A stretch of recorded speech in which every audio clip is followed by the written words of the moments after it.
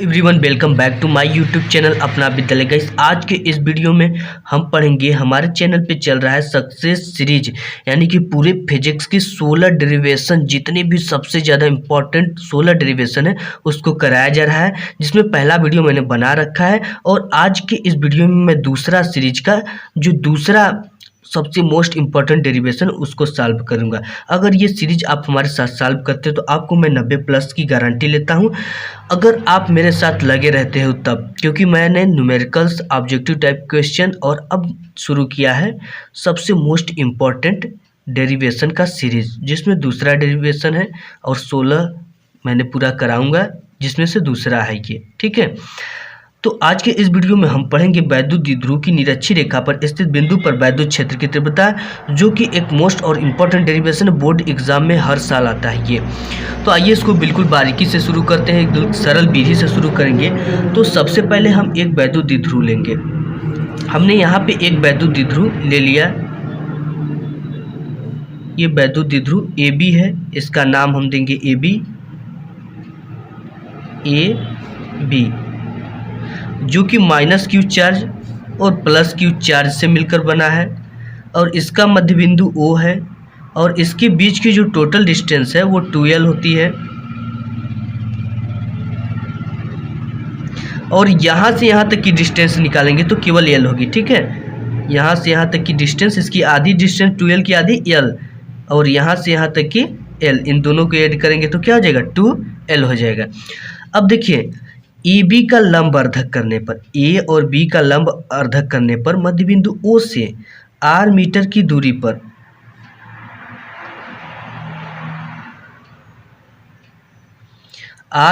दूरी पर एक बिंदु P है, जहां पे हमें वैद्युत क्षेत्र की तीव्रता निकालना है। किसके किसके कारण, +q के कारण और -q के कारण। तो हम इसको क्या करते हैं, इससे मिला देते हैं।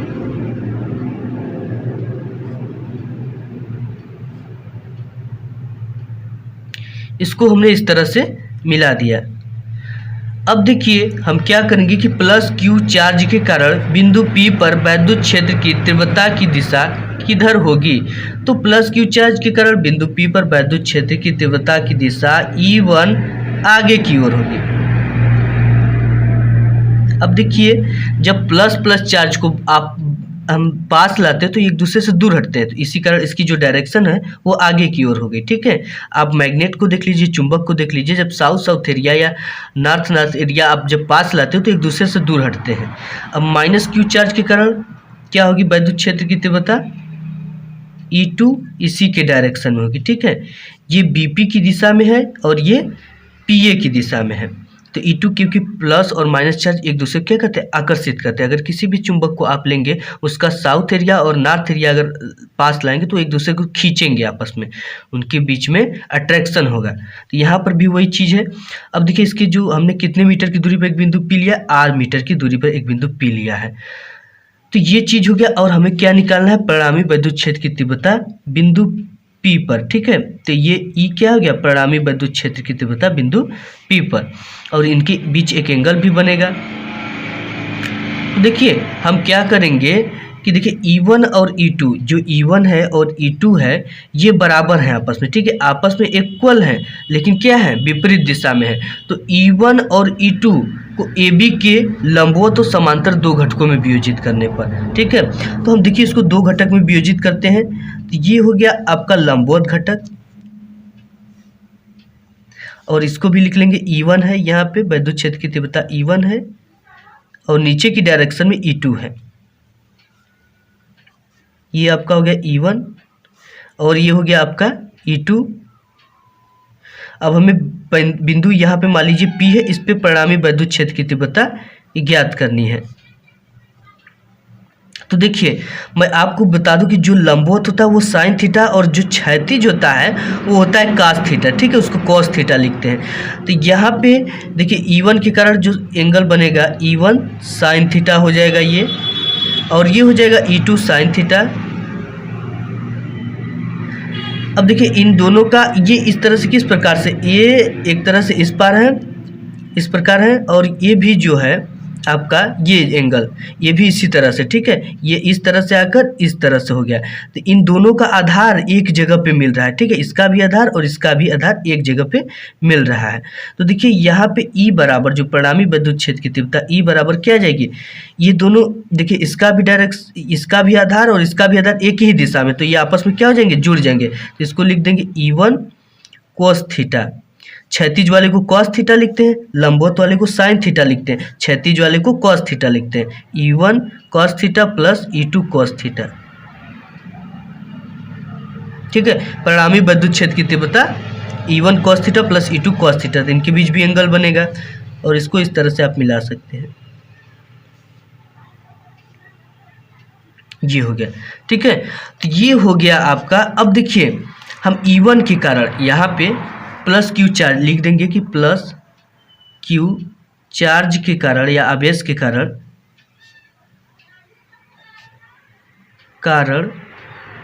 बिंदु P पर वैद्युत क्षेत्र की तीव्रता,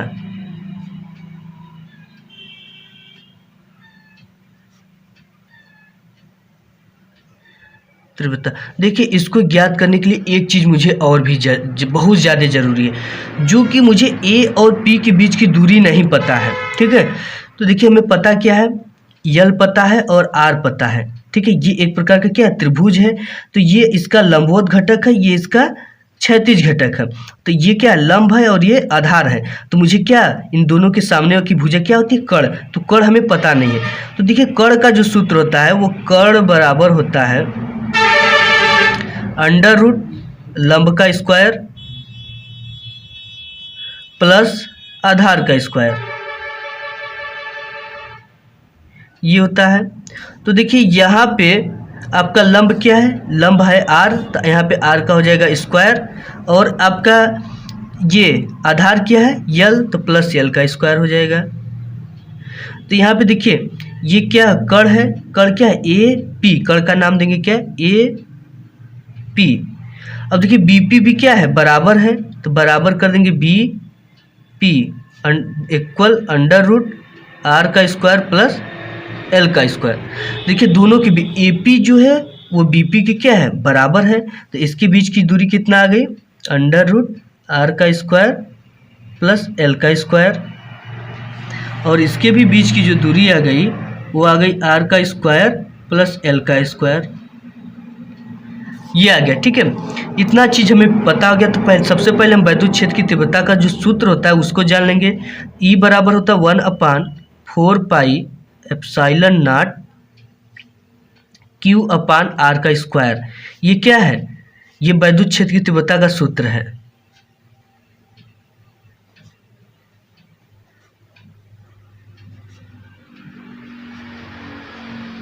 सूत्र पहले हमने सूत्र लिखा। अब देखिए इसी सूत्र पर प्लस Q चार्ज के कारण बिंदु P पर वैद्युत क्षेत्र की तीव्रता हमें निकालनी है। तो हम यहाँ पे E1 लिख देंगे, ठीक है। E1 प्लस Q चार्ज के कारण वैद्युत क्षेत्र की तीव्रता क्या है, E1 है। तो E1 equal 1/4 pi epsilon not Q अपान, अब देखिए इसके बीच की दूरी जो है BP की बीच की दूरी क्या है, R का स्क्वायर प्लस L का स्क्वायर। तो हो जाएगा अंडर रूट में R का स्क्वायर प्लस L का स्क्वायर का कर देंगे होल स्क्वायर, स्क्वायर है ये तो होल स्क्वायर। इसको समीकरण नंबर 1 मानकर छोड़ देंगे, ठीक है। अब हम निकालेंगे माइनस Q चार्ज के कारण बिंदु P पर वैद्युत क्षेत्र की तीव्रता, तो इसको भी लिख देंगे। तो यहाँ से हो जाएगा आपका माइनस Q चार्ज के कारण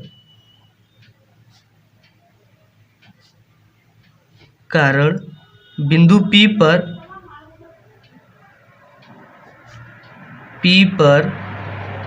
वैद्युत क्षेत्र की तीव्रता,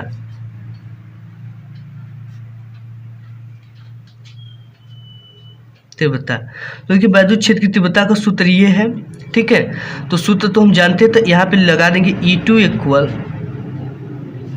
1/4 पाई एप्सिलॉन नॉट Q अपान, अब देखिए प्लस Q चार्ज के कारण जो इसके बीच की दूरी है वो क्या है, R का स्क्वायर प्लस L का स्क्वायर अंडर रूट में है, तो इसी को लिख देंगे अंडर रूट में आर का स्क्वायर प्लस एल का स्क्वायर का होल स्क्वायर। ठीक है, इसका स्क्वायर है तो हम क्या कर देंगे यहाँ पे होल स्क्वायर, ये हो गया।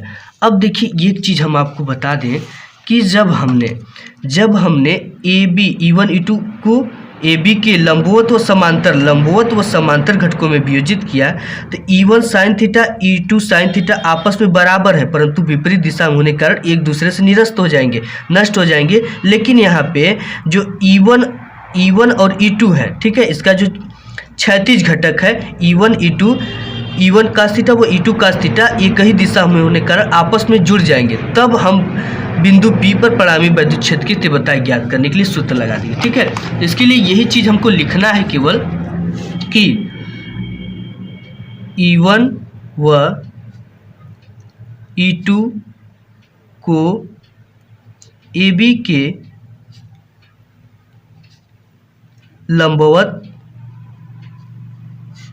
के लंबवत व समांतर दो घटकों में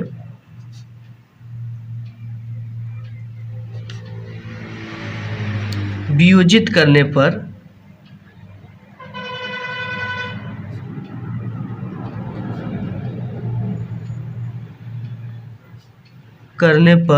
लंबवत घटक कितना आया है? लंबवत घटक E1 sine theta plus E1 sine theta व E2 साइन थीटा। ठीक है, यहाँ पे देखिए E1 साइन थीटा व E2 साइन थीटा, देखिए ये आपस में बराबर परंतु विपरीत दिशाओं में। ठीक है, तो एक दूसरे से निरस्त हो जाएंगे, यानी एक दूसरे को नष्ट कर देंगे, तो आपस में निरस्त हो जाएंगे। ठीक है, हम लिख देंगे कि आपस में निरस्त हो जाएंगे।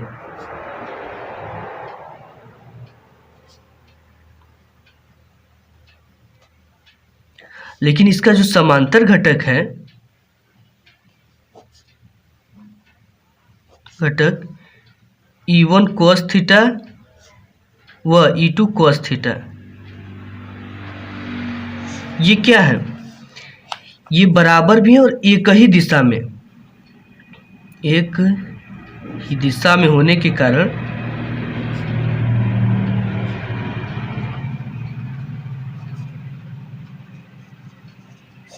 आपस में जुड़ जाएंगे।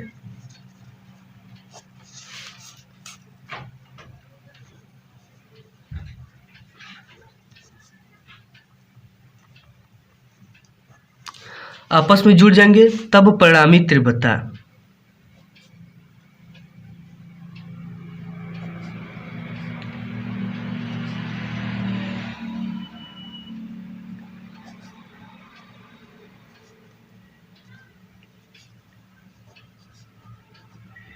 तीव्रता। ठीक है, तो E बराबर आपका हो जाएगा E1 cos theta plus E2 cos theta. ठीक है, E1 cos theta plus E2 cos theta, देखिए यहाँ पे बराबर है। ठीक है, और एक ही दिशा में, तो ये जुड़ गया E1 cos theta plus E2 cos theta. अब देखिए यहाँ पे हो गया E1 cos theta plus E2 cos theta. ठीक है, E1 की हम वैल्यू उठाकर यहाँ पे रख देंगे और E2 की, देखिए E1 की जो वैल्यू है आपकी वो E1 इक्वल 1/4πε Q अपन अंडर रूट R का स्क्वायर प्लस L का स्क्वायर का होल स्क्वायर है। तो यहाँ पे हम क्या कर देंगे, पुट कर देंगे, तो आपका E बराबर हो जाएगा 1/4πε0 Q अपन अंडर रूट R का स्क्वायर प्लस L का स्क्वायर का होल स्क्वायर। और इसके बाद क्या है, कोस थीटा है, जिसको भी हम लिख लेंगे कोस थीटा। ये हो गया। अब देखिए फिर प्लस का चिन्ह लगा देंगे। अब E2 के कारण जो विद्युत क्षेत्र की तीव्रता है 1/4πε Q अपन अंडर रूट R का स्क्वायर प्लस L के स्क्वायर का होल स्क्वायर, इसको भी लिख लेंगे 1/4πε0 Q अपन अंडर रूट R का स्क्वायर प्लस L का स्क्वायर का होल स्क्वायर कोस थीटा। ये हो गया कोस थीटा। अब देखिए हम करेंगे क्या,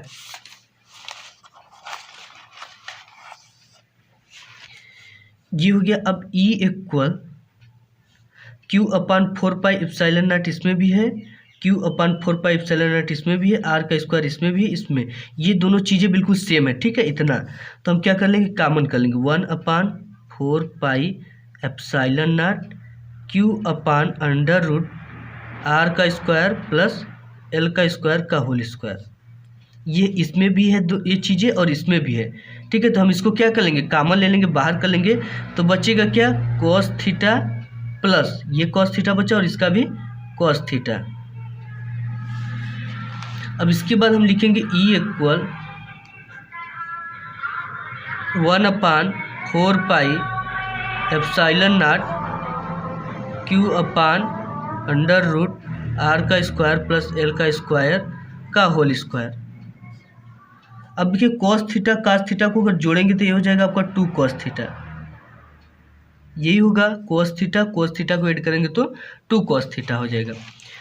तो ये हो गया। अब देखिए इसके बाद हम करेंगे क्या, ये 2 हो गया, ठीक है। तो हम जानते हैं कि कॉस थीटा बराबर होता है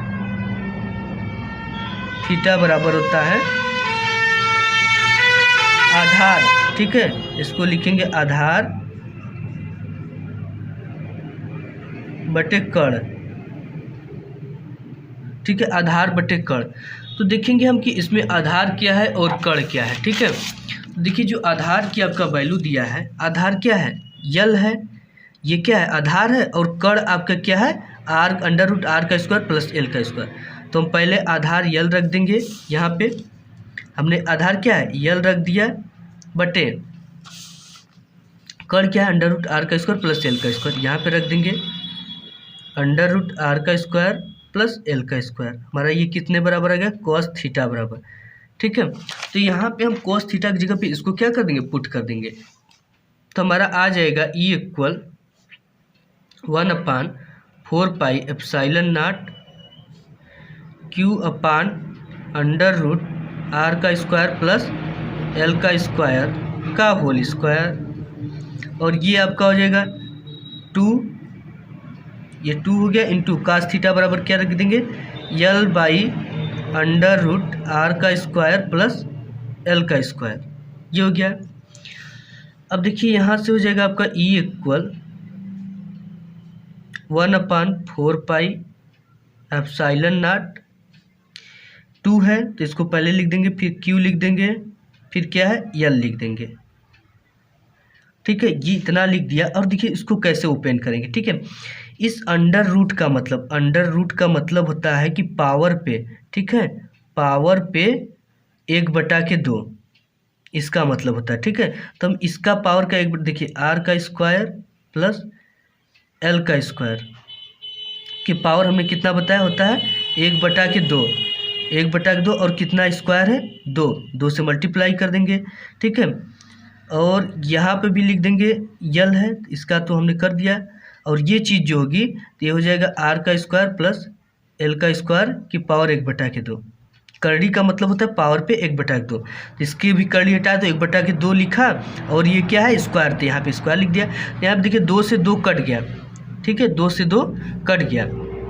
अब देखिए इसको कैसे सॉल्व करेंगे, ई इक्वल आ गया आपका 1/4πε0 2QL। हम जानते हैं कि वैद्युत द्विध्रुव P बराबर होता है 2QL। इलेक्ट्रिक डाइपोल आपने पढ़ा होगा, तो यहाँ पे क्या लिख देंगे P बटे के, यहाँ पे बचा आपका R का स्क्वायर प्लस L का स्क्वायर, और यहाँ पे क्या है R का स्क्वायर प्लस L का स्क्वायर की पावर 1/2। देखिए करेंगे क्या, इसकी पावर कुछ नहीं तो 1 मान लेंगे और इसकी पावर 1/2 है। तो मल्टीप्लाई में, ठीक है, गुणा करने में जो घातें होती हैं आपस में जुड़ जाती हैं, ठीक है। तो देखिए यहाँ पे 1 प्लस 1/2 को अगर हम जोड़ेंगे तो 2 × 2 प्लस 1, 2 × 2 प्लस 1/2 बराबर आ जाएगा 3/2, ठीक है, बराबर 3/2। तो यहाँ पे 1 और प्लस 1/2 को जोड़ देंगे, ई बराबर होता है 1/4πε0 P बटे के, इसको हमने जोड़ा तो कितना आया R का स्क्वायर प्लस L का स्क्वायर की पावर कितना आ जाएगा 3/2, 1 और प्लस 1/2 को जोड़ेंगे तो ये हो गया। अब देखिए जो आपका यल है, ठीक है, यहाँ पे लिख देंगे कि L is less than R, यानी कि जो यल है आर की अपेक्षा बिल्कुल छोटा है, नेग्लेक्टेड है, ठीक है। तो यल को क्या कर देंगे, छोड़ देंगे। तो आपका ई बराबर आ जाएगा 1/4 पाई एप्सिलॉन नॉट पी बटे के, इसको हमने छोड़ दिया तो आर का क्या है, स्क्वायर है, कि पावर कितना है 3/2, ठीक है, ये हो गया। तो 2 से 2 आपका क्या हो जाएगा, कट जाएगा। तो आपका आ जाएगा E equal 1/4 pi epsilon not, देखिए इसका 2 है, ठीक है, यहाँ पे आपका 2, हाँ सॉरी ये सही है, 1/4 pi epsilon not P by R की पावर यहाँ पे 3 बचा है तो आर का क्यूब हो जाएगा। यही आपकी क्या है, वैद्युत क्षेत्र की निरक्षीय रेखा के कारण वैद्युत क्षेत्र की तीव्रता। इसका मात्रक जरूर लिखिएगा, इसका मात्रक होता है न्यूटन पर कूलाम।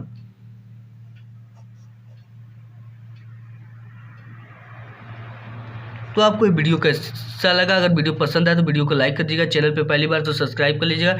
मिलूंगा एक नए वीडियो में, तब तक के लिए धन्यवाद।